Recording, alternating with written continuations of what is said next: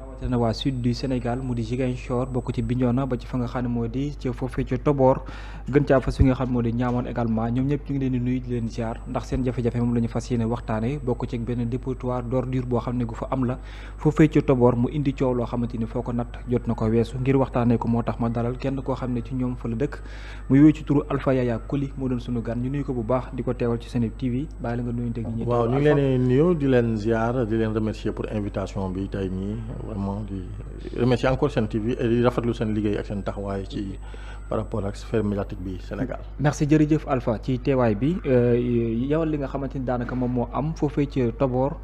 commune bu Niamone. exactement benn dépotoir d'ordure bu am coro la bu am problème la ñu wax. nan la demee ak lan moo indi coow li. en fait pour faire un petit rappel rek un peu campé tout fait suite à li mu ngi lépp ngi jóge ci problème bi nga xam ne au fond à la base problème Ziguinchor la. Ziguinchor moo am problème mu. Gestion des déchets. waaw te loolu je pense que même l'honorable Guy Marius Sagna jotoon na interpeller plusieurs fois autorités yi. par rapport ak Ziguinchor problème bi nga xam ne moom la ñu jànkonteel mooy naka la ñuy gérer seen poubelle. dafa demoon ba commencé jéggi dayoo ba ëpp leen loxo. maire Ziguinchor bi ak waa Sonaged yi nga xam ne ñoom ñooy gérer mbalit bi. dafa dem je pense que ne dañ dem ba affaire bi ëpp leen loxo. xam nañu dépotoir Mamatoro bi nga xam ne Ziguinchor fa la ñu doon tuur seen mbalit bi dafa dem ba gën a pire Mbëbës. d'accord maanaam dafa dem ba gën a jéggi dayoo extraordinaire mu dem ba tàq finalement. waaw léegi suite à cette patate chaude bi nga xam ne moom la maire bi yor ancien mais xamul nu muy gérer mbalit bi. maire Ziguinchor bi ñoom ñu ngi doon làmbatu di ut feneen fan lañ ko mën a def mbalit bi. waaw il faut aussi ñu xam ni que ni loolu tamit du sax problème Ziguinchor tey je pense que problème national la. parce que depuis l'indépendance ba léegi je pense que état du Sénégal amuñu réelle solution. beneen politique bu politique exactement bu gestion déchets yooyu Sénégal vraiment parce que gis nañu Mbëbës. Mbëbës ba léegi problème la entre les mains de l'État. waaw côté loolu tamit moo nekk di xew Ziguinchor. pareil. d'accord léegi suite à ça ñoom nag bëgg nañu xool naka la ñuy régler problème bi ci kaw loolu la am benn famille bi nga xam ne moo nekk suñu commune de Ziguinchor moo am seen benn doom buy liggéey Sonaged. waaw yëg na ne ay kilifaam ñu ngi ut. parce que espace bu ñu mais il faut savoir que ni am nañu feneen fu ñu doon am na yeneen sites yoo xam ne. ñoom identifié woon nañ ko ciblé woon nañ ko. mais selon ñoom seen argument yu ñu joxe seen rayon joxe foofu dafa xawoon sori ça leur coûtait en termes de carburant ak déplacement bi dem foofu.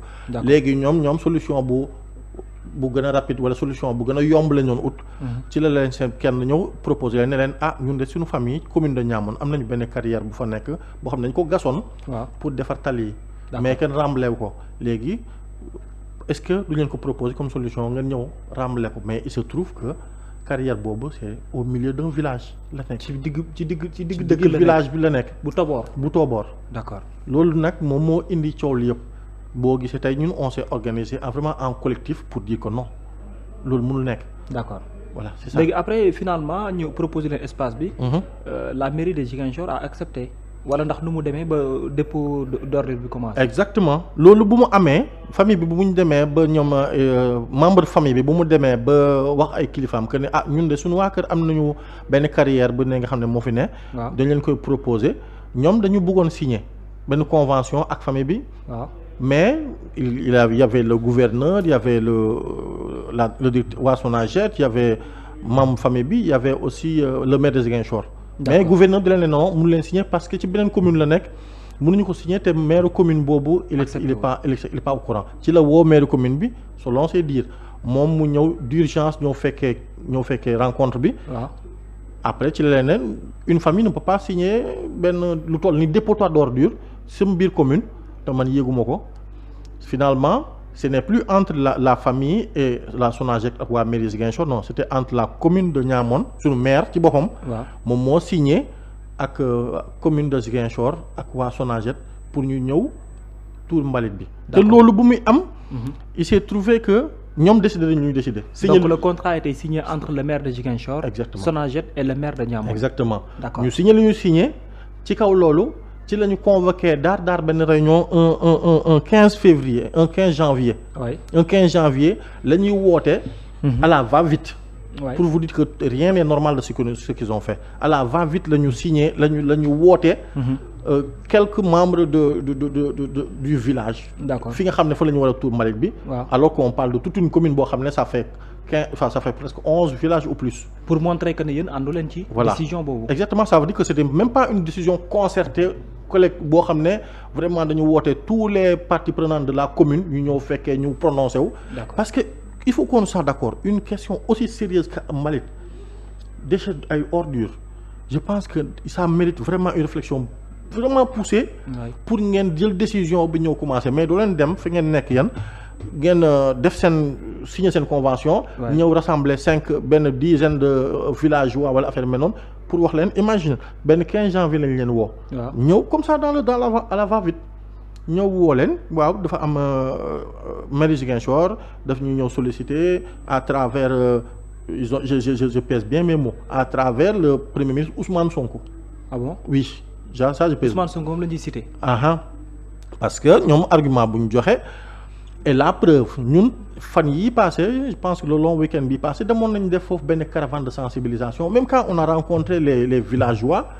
ñoom lu ñu wax dafa leer dañu ne carrément que ni ñun c'est vrai que mbalit dafa doy waar mbalit moom mbalit la mën nekk. maintenant pour notre village pour accueillir mbalit nii ñun on a été pris devant les faits accomplis en plus on nous a dit que c'est Bassirou Diomaye Faye ak Ousmane Sonko. ñoo santaane loolu ñun bon comme nous sommes des pauvres paysans lu jóge ci nguur gi ñun mënuñu ci dara on était obligé de. alors que loolu c'est pas une réalité.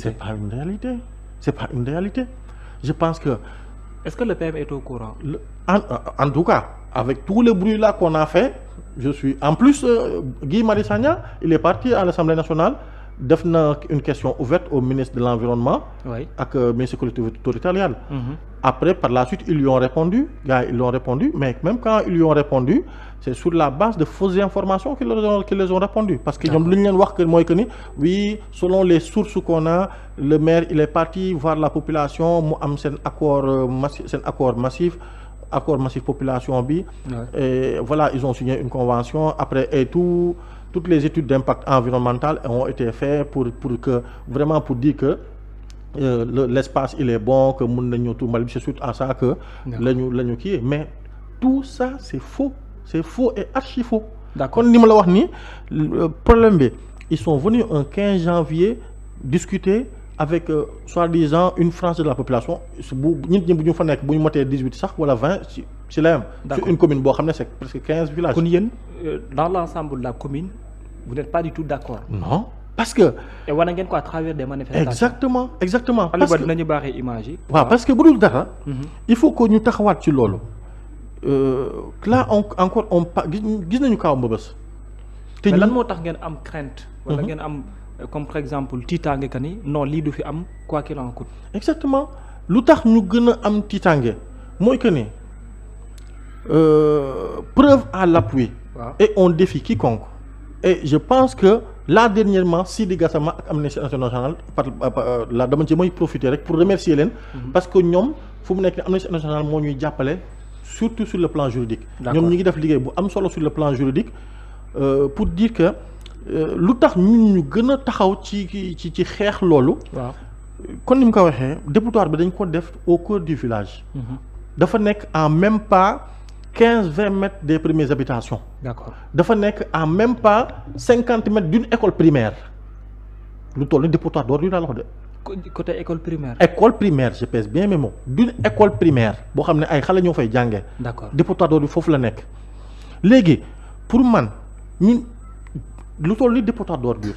dafa am ay normes yoo xam ne sincèrement en plus Sénégal il faut que ñu rappeler que ne Sénégal dafa signer ay convention yoo xam ne daf ko war a respecter en termes de dépotoir d'ordures fan lañ ko war a def ak fan lañ ko warul def. en termes d'étude impact environnemental yooyu yëpp dafa nekk loo xam ne dañ ko war a def avant que ñuy jóg sax di ko implanter fenn. mais nga ñëw gis population à la va vite ok fii baax na rek daw si ñëw. commencé nañ ci def décharge depuis mbalit bi. le 13 janvier lañ ñëw gisante population bi soi-disant population bi.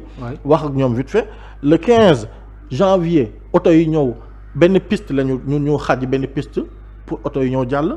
le 16 janvier oto mbalit yi ñëw commencé tuur. ba léegi nii. ba léegi may wax ak yow nii chaque jour gis nga je pense que war nañu image bi léegi nii. oto yi mi ngi nii xool loo gis nii camion gendarmerie nga gis nii. waaw luñ loolu mu nekk loo xam ne ñun moo on ne comprend même plus dans quel Sénégal on est. maanaam bu oto yi di ñëw gendarmerie. exactement mooy jiitu ànd ak ñoom. maintenant depuis quand la sécurité. gendarmerie va escorter des camions de poubelle pour ñuy dem di tuur mbalit ci biir dëkk.